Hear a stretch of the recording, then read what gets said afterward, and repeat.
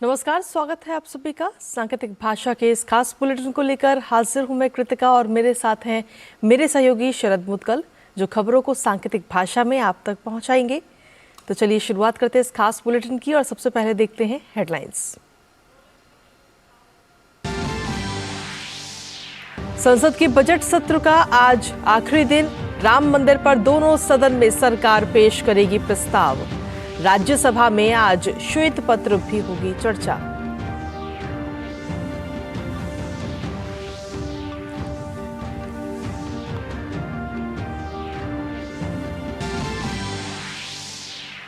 (2014) में श्वेत पत्र लाता तो टूट जाता लोगों का भरोसा। प्रधानमंत्री मोदी ने कहा भविष्य के विजन को लेकर चल रही है सरकार। तीसरे कार्यकाल में लिए जाएंगे बड़े फैसले।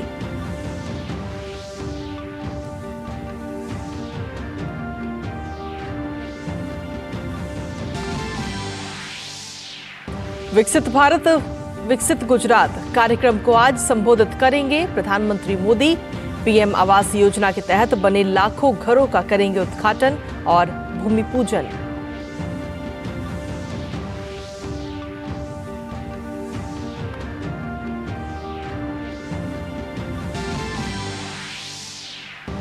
राष्ट्रपति द्रौपदी मुर्मू आज दिल्ली में करेंगी आदि महोत्सव का उद्घाटन। 18 फरवरी तक दिखाई देगी आदिवासी संस्कृति और विरासत की झलक।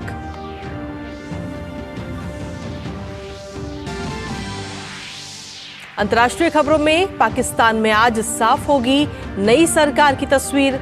नेशनल असेंबली के चुनाव में किसी दल को पूर्ण बहुमत नहीं। इमरान खान की पीटीआई से जुड़े निर्दलीय प्रत्याशियों ने जीती सबसे अधिक 99 सीट।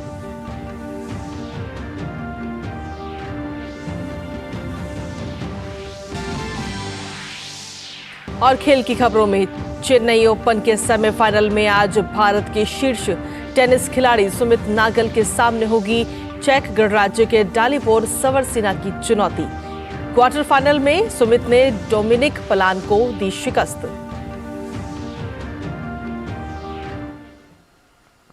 और हेडलाइंस के बाद अब खबरों में विस्तार से बात करेंगे। संसद के बजट सत्र का आज आखिरी दिन है। आज सरकार राम मंदिर पर एक प्रस्ताव दोनों सदन में लाएगी। आपको बता दें कि लोकसभा में ये प्रस्ताव नियम 193 के तहत, जबकि राज्यसभा में प्रस्ताव नियम 176 के तहत लाया जाएगा। लोकसभा में इसे बीजेपी सांसद सत्यपाल सिंह, प्रताप चंद्र सारंगी और संतोष पांडे पेश करेंगे, जबकि राज्यसभा में राम मंदिर से जुड़ा हुआ प्रस्ताव बीजेपी सांसद के लक्ष्मण, सुधांशु त्रिवेदी और राकेश सिन्हा की ओर से पेश किया जाएगा। बीजेपी ने आज संसद में उपस्थित सुनिश्चित करने के लिए अपने सांसदों को व्हिप भी जारी किया है। वहीं राज्यसभा में आज सरकार की ओर से लाए गए श्वेत पत्र पर भी चर्चा होगी। सुशील कुमार मोदी, प्रकाश जावड़ेकर और ब्रजलाल की ओर से इससे जुड़ा हुआ प्रस्ताव पेश किया जाएगा। 8 फरवरी को सरकार की ओर से एक श्वेत पत्र सदन के पटल पर रखा गया था, जिसमें 2004 से 2014 तक की देश की आर्थिक सेहत का पूरा लेखा जोखा है। इन 10 सालों में डॉक्टर मनमोहन सिंह की सरकार थी। इससे पहले बीते कल लोकसभा में श्वेत पत्र पर जब चर्चा हुई तो वित्त मंत्री निर्मला सीतारमण की ओर से कहा गया कि यूपीए सरकार आर्थिक गतिविधियों को सुविधाजनक बनाने में बुरी तरह विफल रही। इसके बजाय यूपीए सरकार ने ऐसी बाधाएं पैदा की जिससे अर्थव्यवस्था भी थम गई। साथ ही वित्त मंत्री ने कहा कि उस सरकार में उच्च राजकोषीय घाटा, उच्च चालू खाता घाटा और 5 वर्षों के लिए 2 अंकों की मुद्रास्फीति की स्थिति बनी, जिसने कई भारतीयों की जेब पर सीधा असर डाला और देश फ्रेजाइल 5 यानी 5 नाजुक अर्थव्यवस्थाओं के क्लब में शामिल हो गया। ET now global business summit में प्रधानमंत्री नरेंद्र मोदी ने पिछले 1 दशक में देश की उपलब्धियों को सामने रखने के साथ साथ भविष्य का भी खाका खींचा। पीएम ने दावोस से लेकर दुनिया के अन्य मंचों तक भारत के बढ़ते दबदबे का जिक्र किया। उन्होंने कहा कि ये भारत का वो समय है जब देश खुद को सदियों के लिए मजबूत बना लेता है। पीएम ने स्वच्छ शासन और तकनीक के प्रयोग से देश के खजाने में हो रही रिकॉर्ड बचत का भी उल्लेख किया। साथ ही प्रधानमंत्री ने कहा कि कांग्रेस सरकार में कागजों में 10 करोड़ फर्जी लाभार्थी थे, जिससे निपटने के लिए सरकार ने डीबीटी का सहारा लेकर देश के 3 लाख करोड़ रुपए गलत हाथों से जाने से रोके। पीएम ने 2014 से पहले देश में गरीबी खत्म करने के नाम पर चलने वाली इंडस्ट्री पर भी कटाक्ष किया। प्रधानमंत्री ने कहा कि कई ऐसे सेक्टर हैं जिसमें बीते 10 सालों में इतना काम हुआ है कि जो पिछले 70 साल में नहीं हुआ। वहीं प्रधानमंत्री ने यूपीए काल के आर्थिक हालात पर लाए गए श्वेत पत्र का भी जिक्र किया। उन्होंने कहा कि अगर वो चाहते तो 2014 में ही ये श्वेत पत्र ले आते, लेकिन उन्होंने राष्ट्र नीति का रास्ता चुना, ना कि राजनीति का। प्रधानमंत्री ने कहा कि वो अपने तीसरे कार्यकाल में और भी बड़े फैसले करेंगे। उससे पहले उन्होंने 15 लाख से ज्यादा लोगों से सुझाव लेकर उसका पूरा खाका भी तैयार किया है।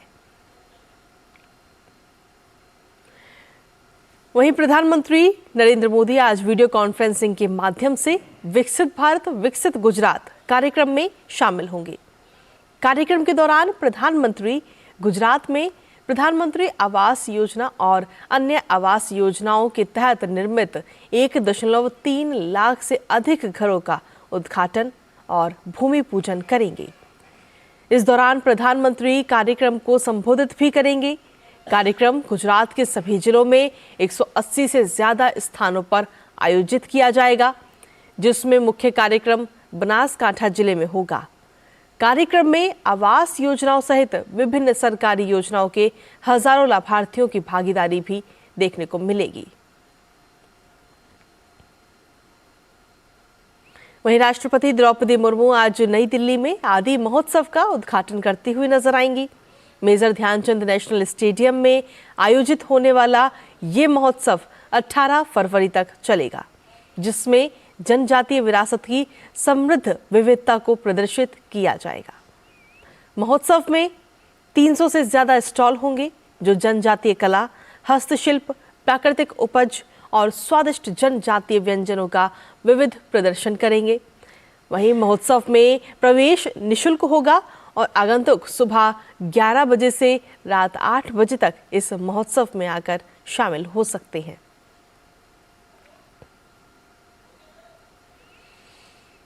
वहीं उत्तराखंड के मुख्यमंत्री पुष्कर सिंह धामी ने हल्द्वानी के बनभूलपुरा क्षेत्र में 8 फरवरी की रात हुई घटना की जानकारी प्रधानमंत्री नरेंद्र मोदी और गृह मंत्री अमित शाह को दी। जानकारी देने से पहले धामी ने बनभूलपुरा में हुए पथराव और आगजनी में घायल पुलिस, पत्रकार और अन्य लोगों का हाल भी जाना। उन्होंने कहा कि जिन लोगों ने कानून तोड़ा है और सरकारी संपत्ति को नुकसान पहुंचाया है, उनके सारे वीडियो फुटेज और फुटप्रिंट उपलब्ध हैं। सभी उपद्रवियों को चिन्हित कर उन पर कानून के अनुसार कार्रवाई की जाएगी। वहीं धामी ने बीते कल ही राजभवन पहुंचकर राज्यपाल से मिलकर भी पूरी घटना की जानकारी उन्हें दी थी। धामी पहले ही अधिकारियों के साथ उच्च स्तरीय बैठक के जरिए पुलिस को अराजक तत्वों से सख्ती से निपटने के साफ निर्देश दे चुके हैं। उन्होंने हल्द्वानी के लोगों से भी अपील की है कि वो शांति व्यवस्था बनाए रखने में पुलिस प्रशासन का सहयोग करें। और अब बात पड़ोसी देश पाकिस्तान की करते हैं, जहां आम चुनाव की मतगणना अभी भी जारी है। पाकिस्तान के चुनाव आयोग ने कहा कि मतगणना की रफ्तार धीमी होने के लिए मतदान वाले दिन देश भर में इंटरनेट पर प्रतिबंध लगाना रहा है। चुनाव परिणाम में देरी को लेकर पीटीआई ने धांधली के भी आरोप लगाए हैं। नेशनल असेंबली की कुल 265 में से 204 सीटों के नतीजे अभी तक सामने आ चुके हैं, जिसमें किसी को भी पूर्ण बहुमत नहीं मिला है। वहीं इमरान खान की पार्टी पीटीआई समर्थित निर्दलीय उम्मीदवारों को बढ़त मिलती हुई नजर आ रही है। देश में नई सरकार बनाने के लिए किसी भी पार्टी को नेशनल असेंबली में 265 में से 133 सीट जीतनी होगी।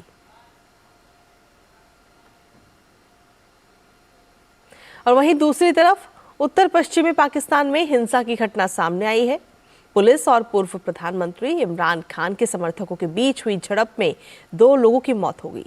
पुलिस ने कहा कि चुनाव नतीजों की घोषणा में देरी और मतदान में धांधली के आरोपों के बीच विरोध प्रदर्शन शुरू हो गया। वहीं प्रदर्शनकारियों ने एक पुलिस वाहन को आग के हवाले भी कर दिया। और चलिए अब बात खेलों की करते हैं, जहां भारत के शीर्ष टेनिस खिलाड़ी सुमित नागल ने चेन्नई ओपन में सेमीफाइनल में स्थान अपना बना लिया है। सुमित ने क्वार्टर फाइनल में चेक गणराज्य के गैर वरीयता प्राप्त खिलाड़ी डोमिनिक पलान को 6-3, 6-3 से हराने में सफलता पाई। दूसरी वरीयता प्राप्त नागल का सामना आज सेमीफाइनल में चेक गणराज्य के डालिबोर सवरसिना से होगा। नागल ने इससे पहले SD प्रज्वल देव और इटली के जियोवानी फोनियो को हराकर अंतिम 8 में प्रवेश किया था। वहीं भारतीय महिला हॉकी टीम ने शुक्रवार को हॉकी प्रो लीग में अमेरिका पर 3-1 की जीत हासिल की है। भारतीय टीम के लिए वंदना कटारिया ने 9वें, दीपिका ने 26वें और समीला टेटे ने 56वें मिनट में गोल किए। अमेरिका के लिए सांत्वना गोलसाने कार्ल्स ने 42वें मिनट में दागा। ये प्रतियोगिता में भारत की पहली जीत है। इससे पहले भारत को नीदरलैंड, चीन और ऑस्ट्रेलिया के खिलाफ हार मिली थी। भारत अब राउरकेला जाएगा और 12 फरवरी को चीन से भिड़ेगा। और इसी के साथ सांकेतिक भाषा के इस खास बुलेटिन में इतना ही। मुझे और मेरे सहयोगी शरद मुदगल को दीजिए इजाजत। नमस्कार।